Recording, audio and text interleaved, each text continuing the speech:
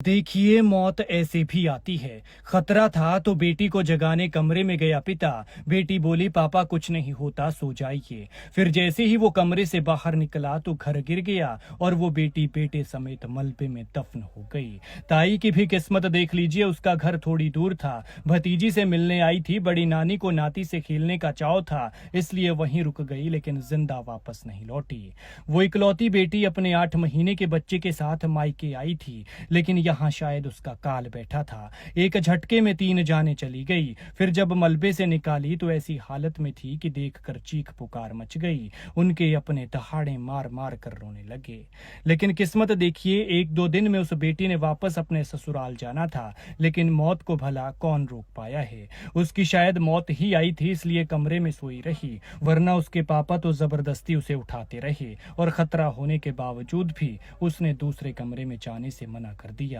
सच कहते हैं कि बड़ों की बात मान लेनी चाहिए। अगर इस बेटी ने भी मान ली होती तो ना जान जाती और ना उन घरों में मातम पसरता जिन घरों में अभी अभी नए मेहमान के आने की खुशी थी।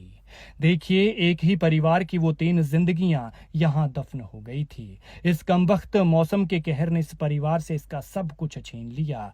दुखद घटना मंडी के निहरी की है, जो बीते रोज पेश आई है। यहाँ प्राकृतिक आपदा के क्रूर पंजों ने बरागता के खूबराम की जिंदगी में दुखों का पहाड़ गिरा दिया। इकलौती बेटी के साथ साथ नाती और भाभी की भी मौत हो गई और खूबराम खुद और उनकी पत्नी दर्शना अस्पताल में भर्ती हैं। 8 महीने के बेटे भीष्म के साथ उनकी बेटी कमला मायके आई हुई थी। कमला से मिलने उसकी ताई तांगू देवी पहुंची थी। तांगू का घर वहां से थोड़ी ही दूर है। बड़ी नानी को अपने नन्हे नाती से खेलना था, इसलिए वहां रुक गई, लेकिन उसे क्या पता था कि वो रुकी नहीं है, बल्कि उसकी मौत ने उसे वहां रोक रखा है।